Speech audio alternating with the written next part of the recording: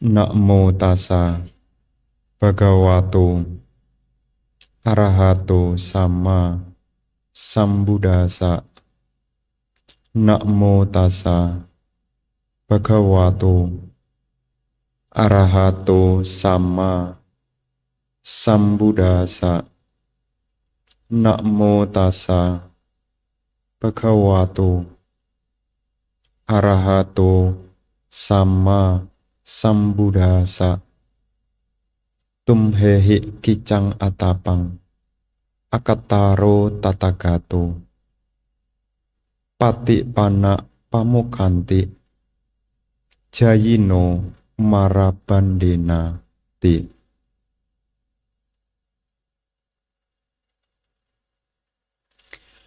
Para bapak, ibu, saudara-saudari sekalian, selamat pagi, terpujilah Sang Buddha, Namo Buddhaya. Namo Buddhaya. Pagi hari ini kita menyambut Trisuci Waisak dengan berbagai macam kegiatan. Siang nanti kita akan menyambut detik-detik Waisak, dan pagi hari ini kita akan menggunakan waktu untuk membahas satu topik Dhamma. Topik Dhamma yang pagi hari ini akan kita bahas diambil dari kitab suci Dhammapada, syair 279, bagian dari Magga Waga, yakni waga tentang jalan. Penting bagi kita, khususnya umat Buddha, kenapa kita perlu membahas satu topik Dhamma, supaya kita punya pemahaman, mendengar apa yang belum pernah didengar, memperjelas apa yang sudah pernah didengar, menghilangkan keraguan-raguan, meluruskan pandangan yang keliru, dan dengan kita menggunakan waktu berbincang Dhamma akan menimbulkan kedamaian di dalam batin kita. Terkhusus di hari ini kita gunakan waktu yakni Dhammasakaca. Dhammasakaca adalah bagian dari petunjuk yang Sang Buddha berikan. Disebut sebagai penggunaan waktu yang baik. Di dalam Kala Sutta, Sang Buddha menyebut, "Wahai para bhikkhu, apa yang disebut dengan penggunaan waktu yang baik?" Dikatakan di dalam Kala Sutta, waktu disebut digunakan dengan baik jika waktu itu diisi dengan 4 hal. Hal yang pertama adalah mendengarkan Dhamma. Hal yang kedua adalah diskusi Dhamma. Hal yang ketiga adalah pengembangan ketenangan. Dan hal yang keempat adalah pengembangan pandangan terang. Jadi kalau seandainya salah satu dari waktu yang kita miliki kita gunakan untuk 4 hal ini, Sang Buddha menyebut itu disebut menggunakan waktu dengan baik. Nah, hari ini rencananya mau libur. Hari ini rencananya mau libur karena detik-detiknya siang. Apa libur aja, Bante? Sayang. Gimana kalau hari ini kita pakai untuk kelas Dhamma atau Dhammasakaca? Supaya apa? Supaya kita punya waktu, kita isi dengan kebajikan. Minimal kita teringat kembali tentang ajaran Sang Buddha. Kenapa? Meskipun Sang Buddha itu telah parinibbana, sebetulnya kita diberi warisan. Warisannya bukan materi. Meskipun Guru Agung Sang Buddha telah parinibbana, kita diberi warisan berupa Dhamma. Dhamma ini berharga. Kenapa saya katakan berharga? Untuk mendapatkan Dhamma, Sang Buddha butuh waktu. Berapa lama? 4 asangkaya kapa, 100.000 kapa. Waktu yang lama sekali. Dan untuk mendapatkan Dhamma ini, Sang Buddha sewaktu menjadi bodhisatta, beliau menyempurnakan 10 parami. Dan itu tidaklah gampang. Dana parami, sila parami, nekama parami, panya parami, kanti parami, aditana parami, saca parami, UPK parami, termasuk juga meta parami. Semua ada 10. Dan itu didapatkan tidaklah gampang. Dari 10 penyempurnaan parami itu, beliau akhirnya sempurna mencapai sama sambodhi. Dan beliau memperoleh Dhamma. Dhamma itulah yang seringkali kita sebut sebagai obat. Obat untuk apa? Obat untuk apa? Obat untuk meredakan, yakni usia tua, sakit, dan kematian. Maka Dhamma yang Sang Buddha ajarkan ini adalah bagaimana supaya kita mengikis kilesa, supaya tidak punya kondisi untuk terlahir kembali. Kalau tidak ada kelahiran, maka tidak akan ada cerita usia tua. Tidak akan ada cerita sakit. Tidak akan ada cerita kematian. Jadi kalau nanti jadi umat Buddha ditanya, kenapa umat Buddha bercita-cita untuk tidak lahir kembali? Ibu bapak memiliki satu pemahaman. Dengan tidak lahir kembali, ibu bapak tidak akan terkena kondisi. Tidak usah mengalami tua. Jadi tidak perlu mijetin dengkul lagi. Tidak perlu lagi. Tidak perlu minum obat lagi. Kalau tidak ada usia tua, tidak ada sakit, tidak ada kematian, itulah yang disebut dengan kebahagiaan yang tertinggi. Dan syaratnya dimulai dari kita belajar Dhamma. Sang Buddha memberi obat. Obat itu agar berkhasiat, syaratnya obatnya sudah dikasih petunjuk. Nih obatnya. Bagaimana supaya obat itu punya kekuatan? Obatnya tidak bisa hanya disembayangi. Tidak bisa hanya disembayangi. Makanya di kesempatan hari ini menggugah kepada kita semua, yakni engkau sendirilah yang harus berusaha. Para Tathagata hanya menunjukkan jalan. Jadi kitalah yang mesti berusaha. Kalau Anda dari berobat, dari dokter, dari shinsei, mungkin dapat obat. Obat itu kalau kita tidak meminum, terus siapa yang minumkan kita? Dan kita tidak bisa nitip. Tidak bisa nitip. Tolong diminumkan ya, semoga saya sembuh. Bisa ibu bapak? Tolong ini kemarin dapat obat dari dokter itu ada 6 biji per hari mesti minum 2-2. Saya bosen minum obatnya. Terus kita berpikir, Mak, separuhan yuk. Supaya apa? Supaya saya sembuh. Apakah bisa? Tidak. Makanya Sang Buddha muncul ke dunia ini, beliau memberi Dhamma. Dhamma yang beliau sudah berikan, beliau jabarkan dengan beraneka ragam. Yang indah pada awalnya, indah pada pertengahannya, dan juga indah pada akhirnya. Indah pada awalnya adalah ada historinya. Ada yang menjadi latar belakang. Maka disebut indah pada awalnya. Bukan tiba-tiba. indah pada awalnya. Kenapa Sang Buddha mengajarkan hal ini? Ada historinya. Ibu bapak kan tahu, kenapa Pangeran Siddhartha meninggalkan istana. Sebagai umat Buddha mesti tahu. Supaya apa? Supaya timbul pemahaman yang benar. Kalau ditanya nih, kenapa Pangeran Siddhartha meninggalkan istana?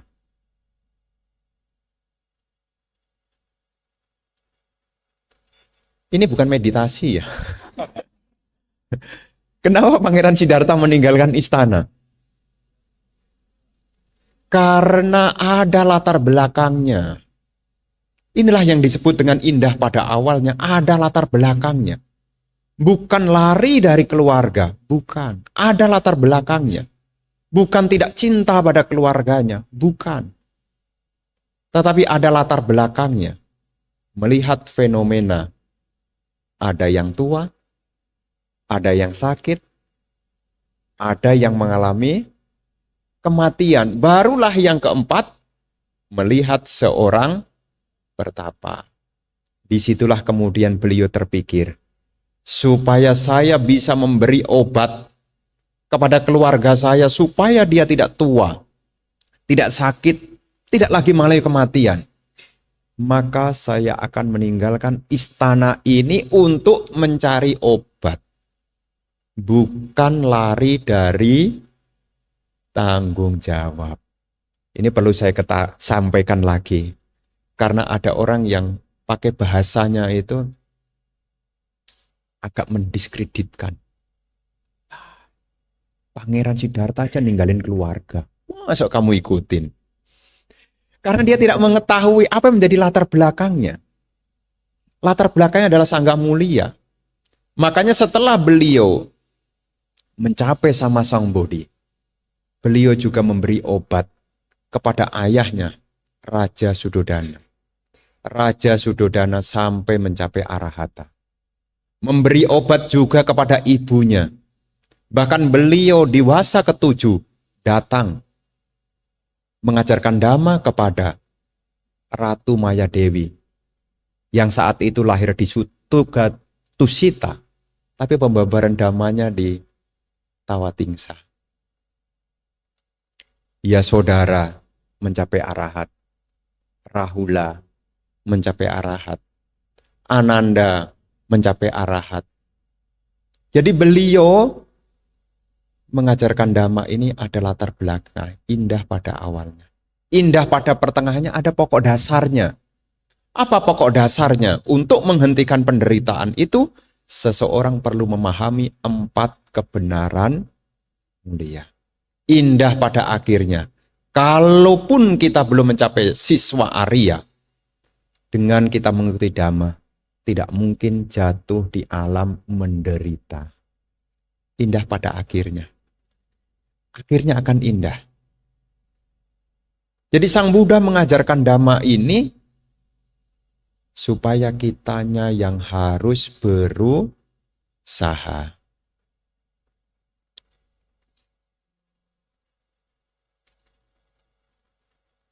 Engkau sendirilah yang harus berusaha. Para tathagata hanya menunjukkan jalan. Jadi Guru Agung Sang Buddha itu ya hanya menunjukkan jalan. Ini syair Dhammapadanya.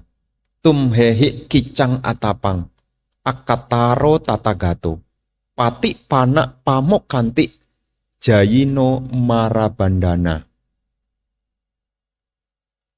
Engkau sendirilah yang harus berusaha. Para tathagata hanya menunjukkan jalan.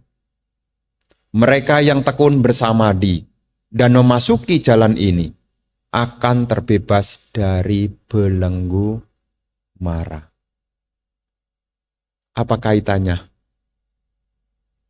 Ada latar belakangnya. Namanya atakhatanya. Jadi di dalam kitab suci Dhammapada ini, setiap syair per syair itu ada atakhatanya. Ada penjelasnya, ada kronologinya. Kenapa? Yang menjadi latar belakang dari syair Dhammapada 276 ini adalah sekelompok biku yang berjumlah 500. Dulu cari biku 500 itu gampang. Dulu. Karena di dalam kitabnya dibunyikan, di kala itu berkumpul sebanyak biku 500. Mereka berkumpul dan saling membicarakan tentang perjalanan. Karena mereka dari berbagai tempat yang beraneka ragam. Menceritakan, tadi saya pergi dari sana, jalannya itu rusak. Saya pergi dari sana, jalannya itu banyak kerikil. Ada yang bilang lagi, jalannya itu tadi yang saya lewati sih bagus. Jadi ceritanya sejumlah biku ini sampai di tempat Sang Buddha cerita tentang perjalanan.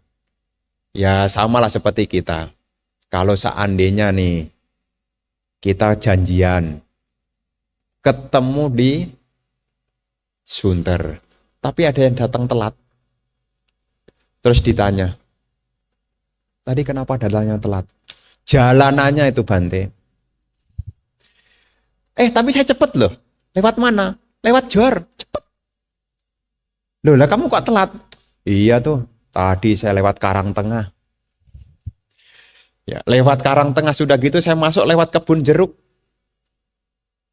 Di Tomang, antriannya panjang, makanya saya datangnya telat. Ini ceritanya begitu kalau kita versikan sekarang. Terus Sang Buddha menjawab begini. Dari sekian banyaknya jalan yang kalian bicarakan itu, tidak ada yang bisa mengungguli, yakni jalan mulia berunsur 8. Jadi cerita dari latar belakang ini adalah sekelompok biku yang berjumlah 500 ini membicarakan tentang jalan. Tapi Sang Buddha itu menegaskan kembali, kalau hanya membicarakan soal jalan yang fisik itu, tidak akan memberi banyak manfaat. Yang bermanfaat, yang patut untuk dibicarakan adalah jalan mulia berunsur 8. Makanya di sini beliau menggunakan para Tathagata hanya menunjukkan jalan. Kenapa ada jalannya? Karena yang menjadi latar belakangnya adalah pembahasan soal jalan. Makanya ada kata jalan juga masuk juga. Nah, Bapak dan Ibu saudara-saudari sekalian, ya satu-satu. Jadi di dalam kalimat yang paling awal, tumhehi kicang atapang. Tumhehi kicang atapang. Kata tumhehi itu artinya diri sendiri. Engkau. Jadi ini adalah menekankan bahwa tidak ada yang bisa menyelamatkan kita kecuali usaha kita sendiri. Makanya Sang Buddha itu ada salah satu di dalam sutta. Beliau menyampaikan begini. Kalau ada orang ini menyeberang ke sisi seberang yang lain, dan di tengah-tengah ini ada arus, seseorang tidak bisa kemudian meminta, dataran di seberang, datanglah. Ibu bapak mau nyebrang Sungai Cisadane. Belakang ada Sungai Cisadane yang menghubungkan antara Tangerang Selatan dengan kabupaten. Di dekat itu loh. Apa namanya? The Bridge. Anda tidak bisa kemudian dataran yang di The Bridge itu kemudian Anda mintain. Sini. Makanya Sinarmas mesti buat jembatan. Kenapa diperlukan jembatan? Karena dataran di seberang itu dia tidak bisa menghampiri. Ini mengingatkan sama, kitanya yang mesti berusaha. Karena apa yang kita capai itu tidak akan menghampiri kita selama kita tidak berusaha. Makanya ciri khas Buddhis ini adalah kalau kita punya angan-angan, kalau kita punya harapan, yang mesti diingat adalah hal baik apa yang akan saya lakukan.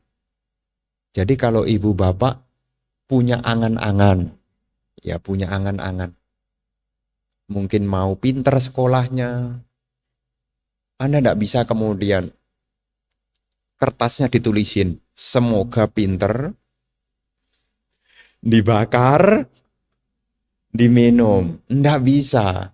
Kita mesti tahu kalau kita ingin pinter, kita harus usaha. Usahanya apa? Membaca, bertanya. Ini adalah salah satu perumpamaan kalau ingin pandai. Sang Buddha juga memberi perumpamaan yang sama. Kalau kita ingin menuntaskan penderitaan kita, ya kita mesti berusaha. Apa yang kita usahakan tidak lain adalah membangun, yakni jalan mulia berunsur 8. Siapa yang harus bangun? Siapa? Anda tidak bisa nitip. Ya, kenapa saya katakan kok nitip? Karena berkali-kali kita sukanya nitip. Ya, Bante titip salam. Salam aja suruh nitip loh. Bante nanti kalau ketemu Bante ini titip salam ya. Titip salam. Salam aja nitip. Bante ini saya ada mangga banyak. Boleh nitip enggak Bante nanti dimakan di wihara besok untuk dana makan. Makanan aja mau dititipkan. Tapi untuk mengakhiri penderitaan tidak bisa nitip. Jadi ibu bapak mesti berusaha. Berusaha. Kenapa Bante? Karena dikatakan bahwasanya Sang Buddha tidak bisa menarik kita keluar dari penderitaan seperti menarik seseorang dari lumpur. Tidak bisa. Kita mesti berusaha. Kita sudah dikasih tipsnya. Masalahnya adalah mau enggak kita berusaha? Mau enggak? Lah kalau seandainya kita tidak berusaha bagaimana Bante? Berarti ada yang mengikat kita. Niat hati ingin berusaha, tetapi apa daya? Kenapa tidak bisa keluar dari lumpur? Kenapa tidak bisa bangkit untuk berjuang? Berarti ada yang mengikat. Apa yang mengikat? Yang mengikat kita sulit keluar dari samsara yang sudah ditunjukkan karena kita masih terjerat oleh mara. Nanti di topik pembahasan berikutnya. Jadi kita ini kadang-kadang ingin hati, setelah mendengar kita ingin berusaha. Tapi kadang-kadang mara ini gundeli kita. Ibarat kita mau melangkah, tapi mara ini mengikat kaki kita. Kemudian, beliau hanya memberi peta atau petunjuk. Nih. Makanya ada kewajiban biku nih. Kalau jadi biku ya. Supaya Bapak dan Ibu tidak salah persepsi dengan saya. Saya perhatikan Bante tiap hari pindah kota. Enak banget ya jalan-jalan ya. Saya lihat statusnya ada di kota Pekalongan, ada di kota Samarinda, ada di kota Balikpapan, ada di Bali. Enak banget ya. Ibu bapak, saya sedang mengerjakan tugas. Jadi biku tugasnya ada 5. Yang pertama adalah mencegah supaya para umat tidak berbuat jahat. Mencegah. Yang kedua, mendorong untuk berbuat baik. Ini tugas saya. Ya, dorong Anda. Yang macet-macet saya samperin. Ayo. Lama banget gak pernah kelihatan. Ya. Saya bukan ngabsensi Anda ya. Ya, bukan ngabsensi. Karena ini adalah tugas. Ya. Mencegah Anda untuk berbuat jahat. Mendorong Anda untuk berbuat baik.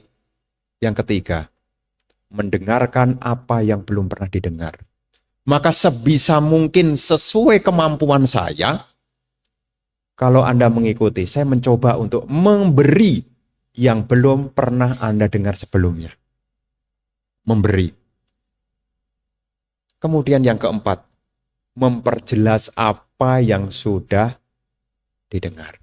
Nah, kemudian kewajiban saya yang kelima. Saya punya kewajiban 5. Kewajiban yang kelima adalah sagasa magang acikanti. Sagasa magang acikanti. Kewajiban biku menunjukkan kepada umat jalan menuju kebahagiaan. Jadi ibu bapak saya ajak untuk Dhamma Sakaca ini supaya ibu bapak mulai melihat, mulai mengetahui jalan menuju kebahagiaan. Jadi kita diminta untuk, kita yang harus berusaha. Jadi Sang Buddha ini sudah menunjukkan arah. Dan saya berusaha untuk mendelivery. Nih kata Sang Buddha nih di sini nih. Ya, di Dhammapada 276 beliau mengatakan, kita sendirilah yang harus berusaha. Jadi saya menyampaikan apa yang saya sampaikan ini, ya, dari apa yang diberikan oleh Sang Buddha. Untuk siapa Bante? Bukan 100% untuk Anda. Terus untuk siapa Bante? Saya juga mau. Jadi saya belajar Dhamma ini bukan semata-mata ini menggurui Anda, tidak. Dhamma yang saya baca, Dhamma yang saya pelajari ini ya untuk diri saya. Karena kita tahu, Dhamma bukan untuk menghakimi orang lain. Dhamma bukan untuk menyerang pihak lain. Dhamma yang Sang Buddha berikan itu adalah untuk diri sendiri. Jadi kalau kita belajar untuk siapa Bante? Ya untuk diri sendiri. Kalau diri sendiri sudah merasa ngerti, maka saya ajak-ajak. Lah kalau diri sendiri tidak ngerti, mau ngajak bagaimana? Ayo, kita beli duren. Misalnya begitu, ngajak beli duren. Katanya duren musangking. Musangking kayak apa? Nggak tahu tuh. Ketika kita ngajak, pasti kita tahu. Betul kan ya? Minimal meskipun belum mencicipi, kita sudah punya deskripsinya. Kalau itu ada sesuatu yang berharga, sudah sepatutnya kita ajak. Makanya karakteristik dari Dhamma itu adalah ehipasiko. Ehipasiko, kemarilah. Kemari, ehi itu artinya kemari. Pasiko, lihat. Kenapa keluar kalimat ehipasiko? Ada sesuatu yang berharga. Dan Anda juga berhak untuk memperolehnya. Makanya dipanggil, sini. Ada hal yang berharga. Dipanggil, ehipasiko. Sini, lihat ini berharga. Kepengen enggak? Kalau belum kepengen bagaimana Bante? Diundang lagi. Supaya semakin dekat dan semakin mengerti. Kemudian, apa yang menjadi pesan dari syair Dhammapada 276 ini adalah sejalan. Sesuai dengan apa yang menjadi pesan terakhir Guru Agung Sang Buddha. Guru Agung Sang Buddha sebelum parinibbana, beliau berpesan, Wayo Dhammo Sangkara Apamadena Sampadeta. Segala bentukan ini tidak ada yang kekal, berusaha. Jangan tunda. Masalahnya apa? Jangan tunda. Soalnya napas ini tidak kekal. Yang seolah-olah nafas selalu bersama dengan kita, nafas ini juga tidak selamanya. Nah, sebelum napas itu berhenti, jangan buru-buru berhenti berlatih. Kecuali napasnya sudah berhenti. Lah mau ngapain lagi, udah berhenti? Ya. Selama nafas ini belum berhenti, sebisa mungkin kita berusaha. Inilah penekanan dari tumhehi. Engkau sendirilah. Keberadaan Bante itu hanya teman. Teman itu ngajak. Jadi Anda jangan berhenti mentang-mentang kalau tidak ada temannya. Habis sih Bante tidak pernah datang. Udah lama saya tidak ke wihara, habis Bantenya tidak pernah ke sini. Ayo meditasi. Sudah lama Bante saya tidak meditasi. Lulah kenapa? Kakinya sakit? Enggak. Bante sih tidak pernah ke sini.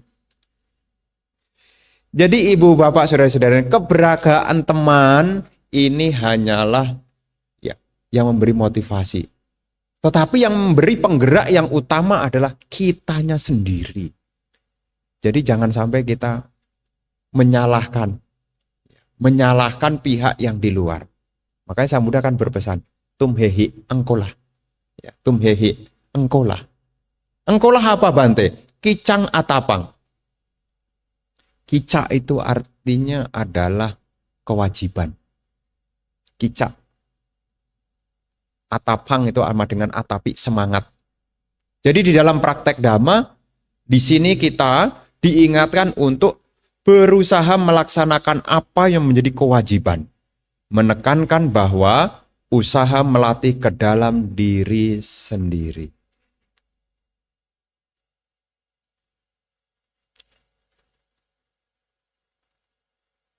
Ada satu pesan yang saya dengar dari dosen saya waktu dulu. Dosen agama Buddha ngomong sama saya begini.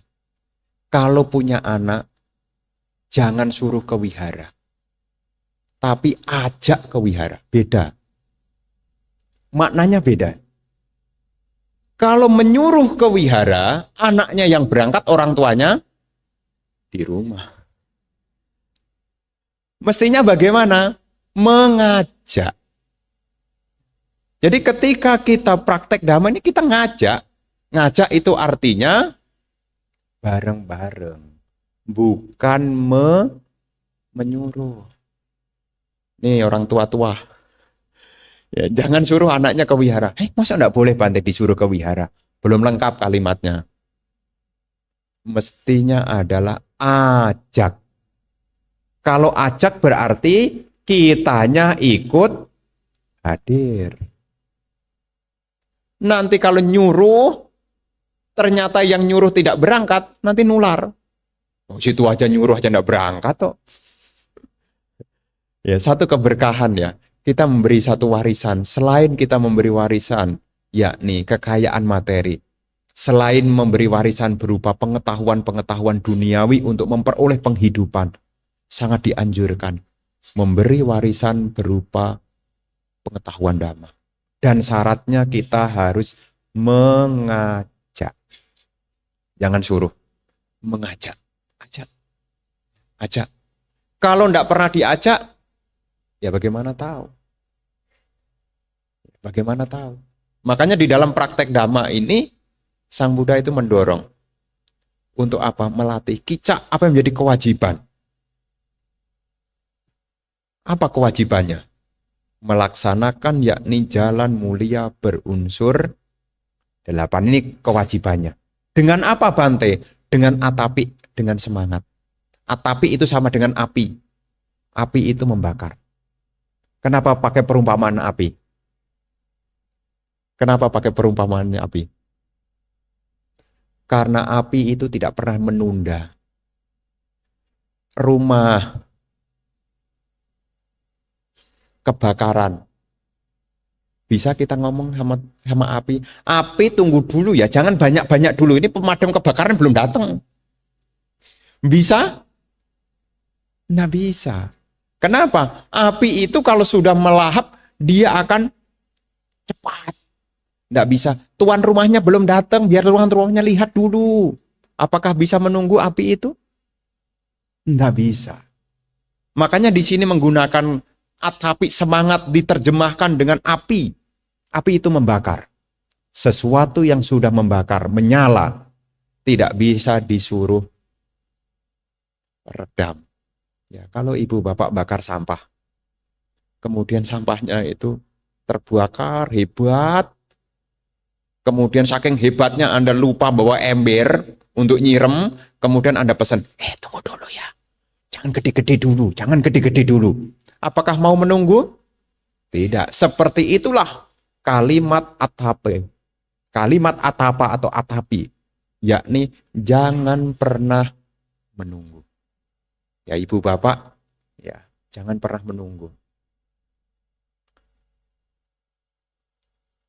Dan Sang Buddha berperan di sini sebagai guru. Jadi bukan penyelamat ajaib. Guru itu pembimbing. Ya, guru pembimbing. Jadi beliau itu tahu loh, ini kehebatan Sang Buddha nih. Ini ngomong-ngomong kehebatan Sang Buddha.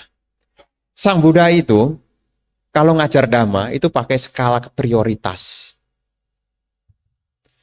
Jadi tidak langsung asal-asalan. Pakai skala prioritas. Prioritas yang pertama diibaratkan seperti bunga teratai yang sudah di atas permukaan. Tinggal nunggu sinar matahari, dia akan mekar. Nah, ini orang-orang yang seperti ini yang beliau akan cari duluan. Cukup diajarkan 4 kebenaran mulia dengan pendek, ngerti dia. Itu yang dicari. Jenis yang pertama. Jadi beliau akan ngajar. Ngajar yang dicari muridnya yang pertama ini, murid yang sudah siap. Diibaratkan seperti bunga teratai yang di permukaan. Kalau ini yang pertama tidak dapat, barulah cari yang kedua. Yang kedua itu adalah bunga teratai yang mendekati permukaan air. Sang Buddha akan mengajarkan Dhamma kepada orang-orang yang bisa mengerti 4 kebenaran mulia secara terperinci. Nah, kalau yang pertama tidak dapat, kedua tidak dapat, ketiga. Seperti bunga teratai yang masih di dalam. Sang Buddha akan mengajarkan 4 kebenaran mulia secara singkat, secara terperinci, berulang-ulang. Berulang-ulang. Dan ada jenis teratai yang keempat. Sang Buddha tidak pernah kunjungi. Yang paling bawah. Paling bawah itu apa? Orang-orang yang tidak punya keyakinan, yang tidak punya potensi. Makanya kalau tidak punya potensi, ya beliau tidak akan mengajarkan. Kalau Anda pernah mengikuti Dharma Yatra, di sekitar Bodh Gaya itu ada daerah namanya Kota Senanigama. Ya, Kota Senani, namanya desa. Senani. Gama itu adalah bahasa Pali desa. Setelah Sang Buddha mencari pencerahan, tahu enggak? Kenapa tidak mengajarkan Dhamma ke Senanigama? Kenapa kok mengajarkan Dhamma ke Sarnat, ke Pancawagya Bhikkhu? Karena beliau lihat saat itu yang punya potensi lebih awal adalah Pancawagya Bhikkhu. Setelah membabarkan Dhamma kepada Pancawagya Bhikkhu, barulah beliau setelah 3 bulan di sana, beliau pergi lagi ke Senanigama. Ketemulah dengan Uruwela Kasapa, Nandi Kasapa, dan Gaya Kasapa. Kasapa bersaudara yang berjumlah 1000. Kok bolak-balik, Bante? Sudah dari sini pergi ke sana, balik lagi ke sini. Kenapa tidak langsung sekian di sini? Karena yang punya potensi saat itu adalah yang di sana dulu. Jauh Sang Buddha akan kunjungi. Kalau ada orang punya potensi, inilah guru. Jadi Sang Buddha itu tidak ngajarin sembarangan. Beliau tahu siapa nih.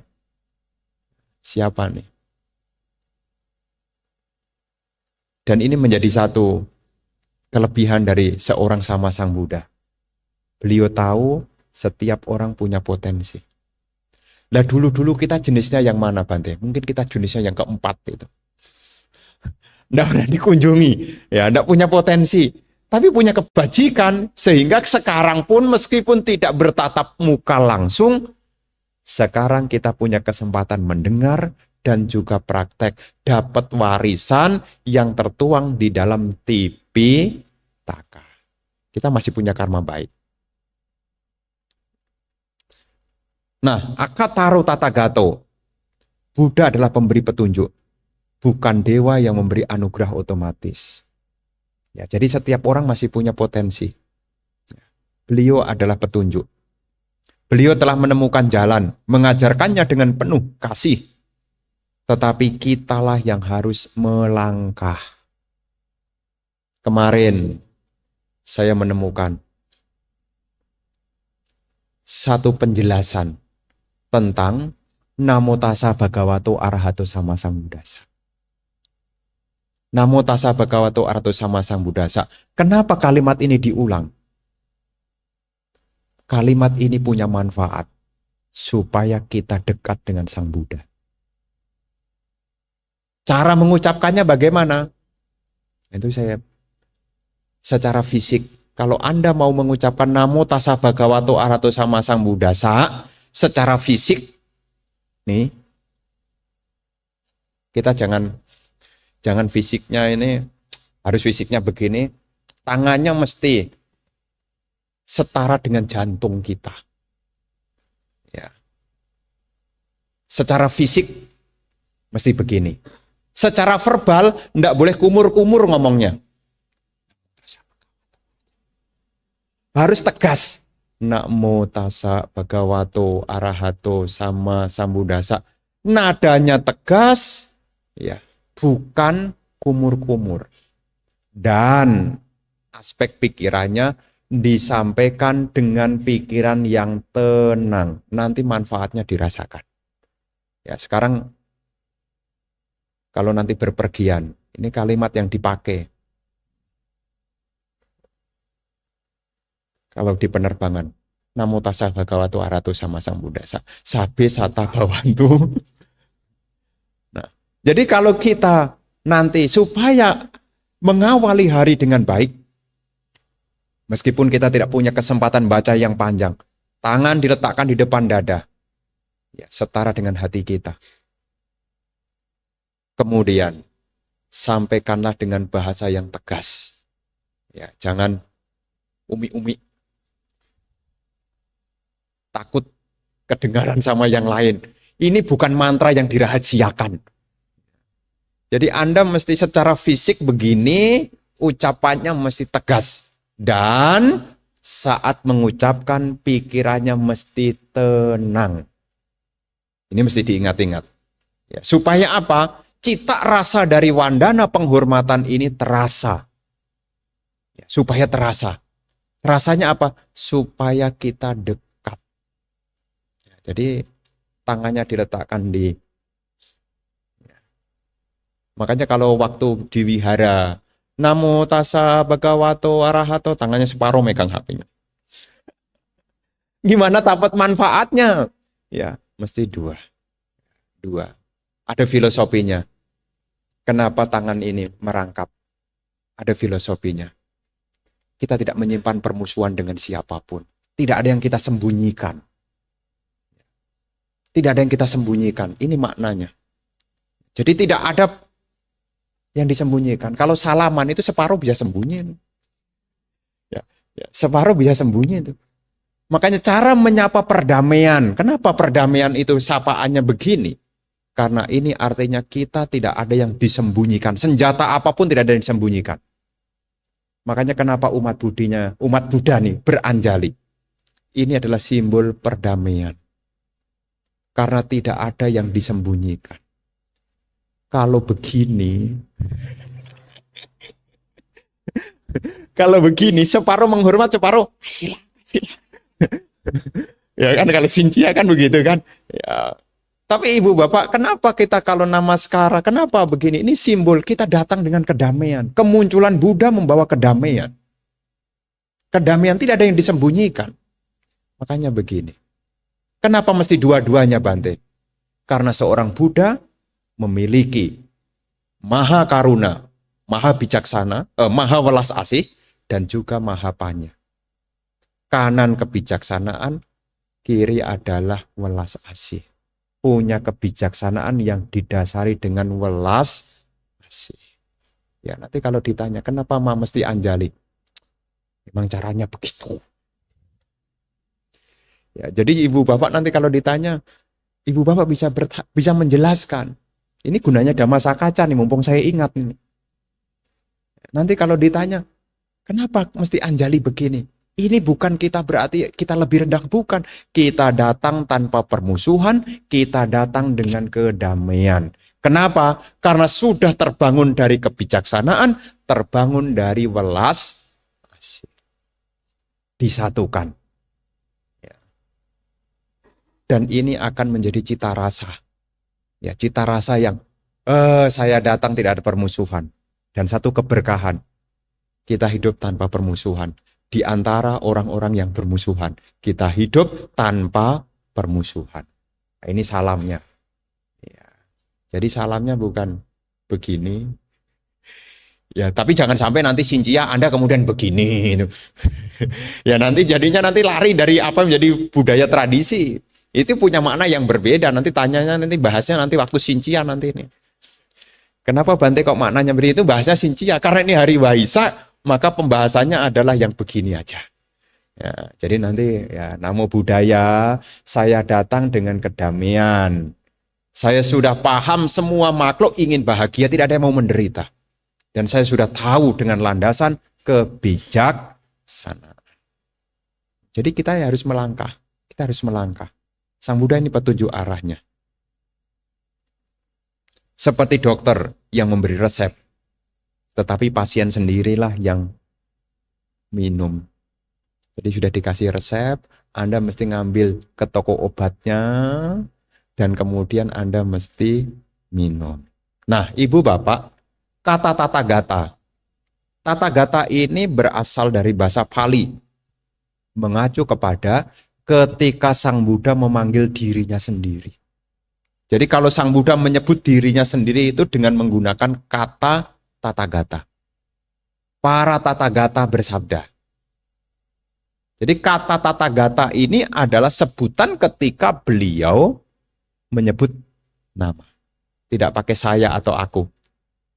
Tapi menggunakan kata tata gata. Ini khusus untuk sama Sang Buddha.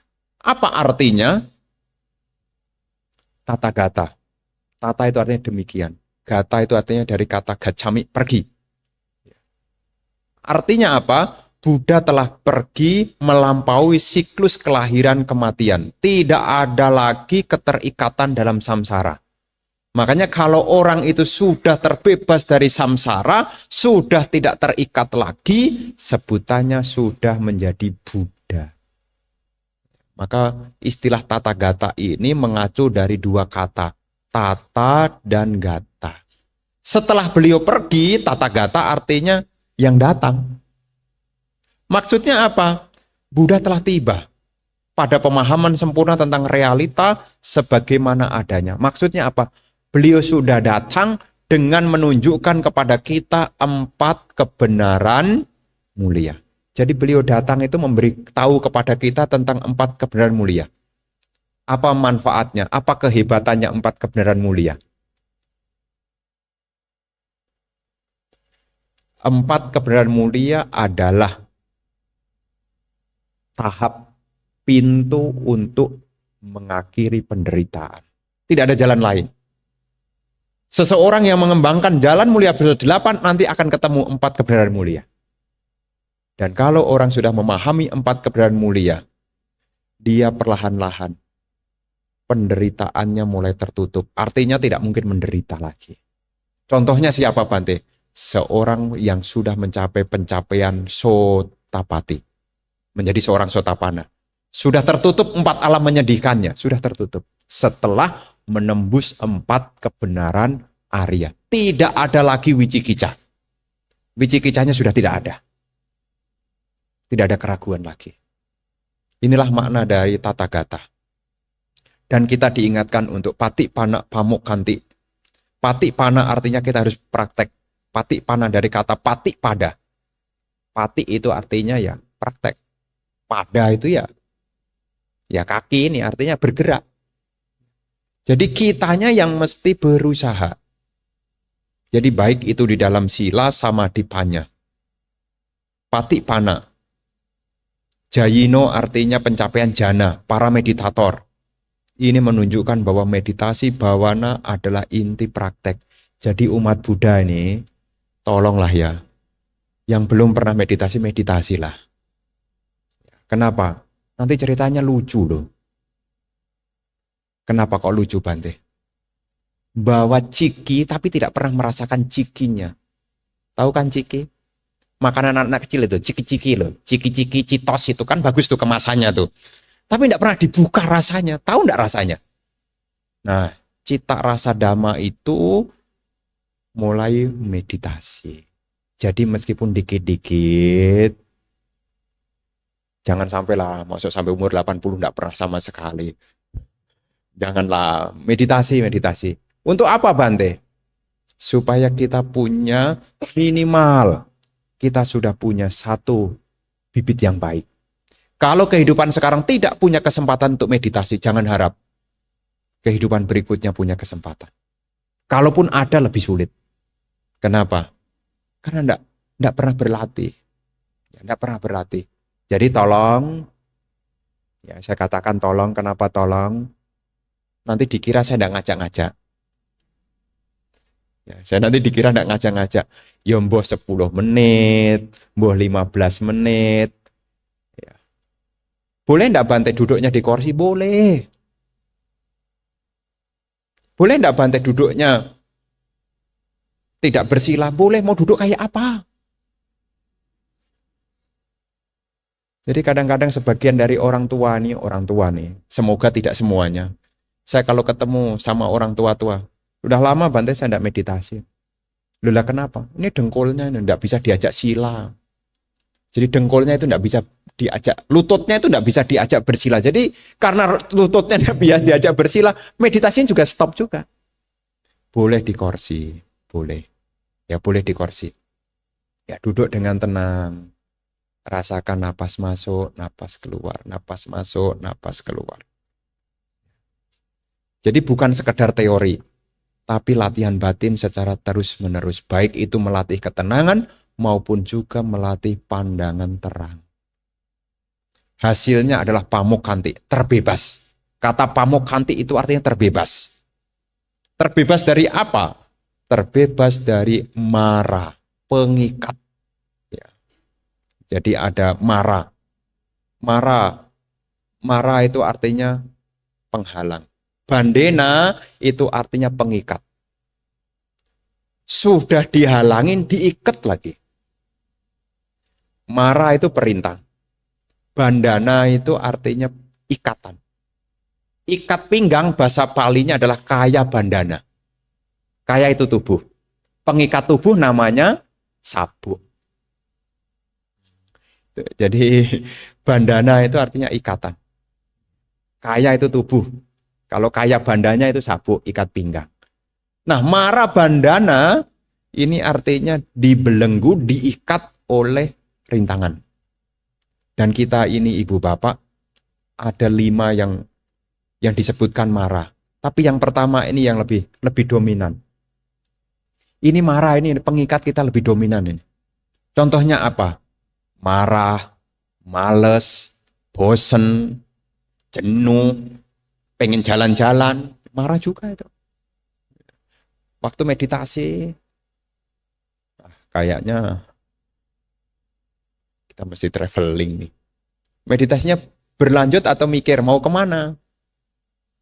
Nah, ini namanya mara. Mara itu adalah pengotor batin yang ada di dalam pikiran yang bisa muncul setiap saat. Ini yang mengikat kita. Kenapa kita latihan tidak bisa konsisten? Terus terang ibu bapak, menghadapi mara ini butuh ketenangan dan butuh kesabaran. Bagaimana Sang Buddha menaklukkan mara? Beliau tenang dan sabar. Beliau tenang dan sabar. Sama dengan waktu kita meditasi. Pikiran bosan muncul, mesti tenang dan sabar. Marah muncul, mesti tenang dan sabar. Bosan muncul, mesti tenang dan sabar. Ya, ini menghadapi marah nih. Ya, menghadapi marah ini kita mesti tenang dan sabar. Karena kilesa marah ini, ya, kotoran batin ini bisa naik. Baik itu keserakahan, baik itu kebencian, tidak akan berlanjut kalau Anda punya ketenangan dan kesabaran. Namanya sabar itu penahanan. Kanti dari kata kam. Nahan. Nahan itu STOP. Berhenti. Ya, stop, berhenti. Jadi kalau orang yang tahan berarti dia mampu berhenti. Berhenti tidak terbawa oleh arus pikiran. Kanda mara. Ini mara yang kedua. Ini yang membelenggu. Gara-gara punya tubuh ini loh, makanya ngantuan. Makan kenyang, ngantuk. Capek, maunya rebahan. Kenapa Bante? Kok kalau kenyang ngantuk, capek pengen rebahan, mau berlanjut, nanti atau nanti saja. Kenapa? Karena kita punya tubuh. Inilah resiko punya tubuh, kita diikat oleh tubuh. Apalagi rutinitas kita yang padat. Ayo meditasi. Kayaknya sudah dari hari Senin sampai Jumat udah capek loh. Jadi hari Sabtu pengen rehat. Itu sebetulnya adalah marah juga itu. Marah jenis apa? Namanya kanda marah. Karena punya tubuh, maka dia ingin membuat kita menjadi terganggu. Karena tubuh ini. Ya, marah berupa kanda, rupa kanda. Ada perasaan juga, wedana kanda. Ada sanya kanda juga, ada sangkara kanda juga, ada winyana kanda juga. Ini adalah perintang yang kita masih diikat. Karena punya tubuh ini satu sisi karma baik. Tapi kadang-kadang punya tubuh ini kalau tidak dipahami dengan bijaksana, dia juga jadi perintang. Punya tubuh ini. Satu sisi kalau dimanfaatkan jadi hal baik, tapi kalau tidak dimanfaatkan kita jadi budaknya. Mau meditasi agak lama. Cik, diingatkan nanti kakinya nanti mati rasa loh. Udah meditasinya nanti aja. Tubuhnya tuh bisa ngomong begitu loh. Sudah pegel punggungnya, sudah bisa bantu sugitata. Itulah mara yang kedua. Mara yang ketiga adalah karma baik. Abhisangkara, abhisangkara. Bentukan-bentukan karma baik yang besar. Jadi kalau saya ceritakan di tempat yang lain kemarin kan, kalau dapat karma baik yang besar, contohnya mungkin Anda jualan, omsetnya meningkat, dapat reward. Pas harinya 31 Mei, dapat tur sambil lihat sakura di Hokkaido. Mau ikut detik-detik Waisak atau ikut ke sana? Mau detik-detik Waisak atau pergi ke sana? Ini perintang yang ketiga, namanya karma baik yang besar.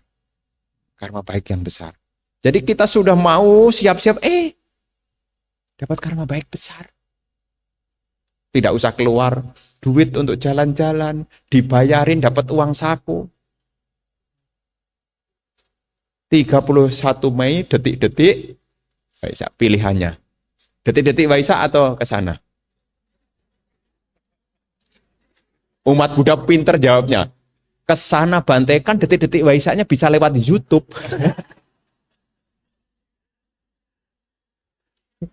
Pinter. Ya, ini ada contoh ya, abhisangkara.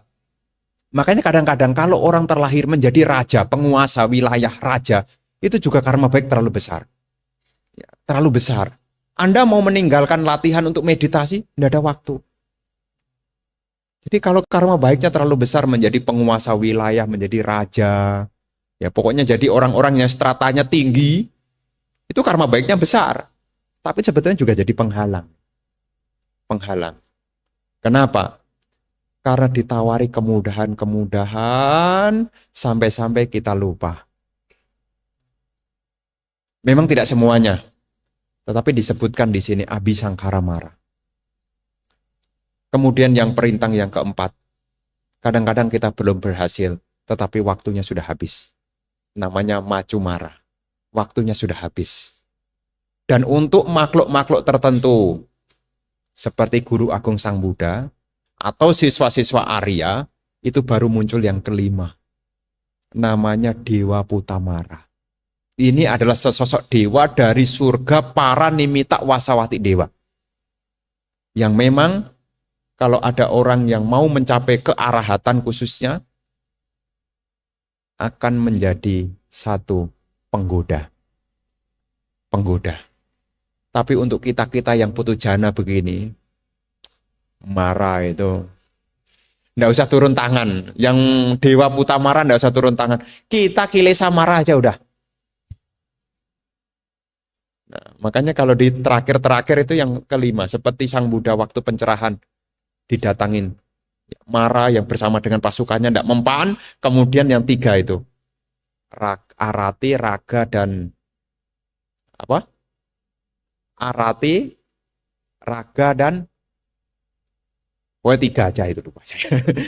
Tiga jenis Mara yang menggoda itu ya, yang menunjukkan ya tiga jenis Mara itu. Kenapa saya ngeblank satunya ya? Rati, Raga, nanti tak saya cari lagi. Ya intinya ini adalah Dewa Buta Mara.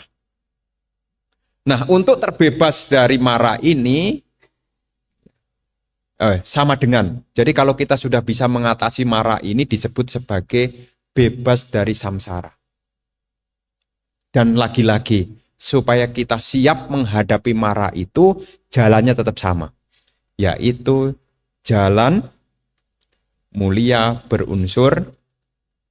Nah, jadi ini adalah satu hal, ya di momen Trisuci Waisak, kita ingat kembali tentang apa menjadi topik-topik Dhamma yang pernah Sang Buddha berikan. Agar kita punya pembekalan mulai dari pariyati. Ya, pariyati kita punya pengetahuan yang akan mendukung pada pati-pati, mendukung pada praktek. Dhammapada 276. Tumhehi kicang atapang. Akataro tatagato. Pati pana pamuk kanti. Jayino marabandena. Engkau sendirilah yang harus berusaha. Para tathagata hanya menunjukkan jalan. Ia yang meditasi dengan tekun, berlatih mengikuti sang jalan. Ia akan terbebas dari segala mara pengikat. Inilah pemaparan hari ini sebagai ya mengisi detik-detik sebelum detik-detik Waisak dengan ya satu pembahasan Dhamma. Terima kasih atas perhatiannya. Kita masih punya waktu kurang lebih 30 menit ke depan. Jika ada pertanyaan-pertanyaan, ya nanti bisa disampaikan. Terima kasih atas perhatiannya. Sabbe sata bhavantu sukitata.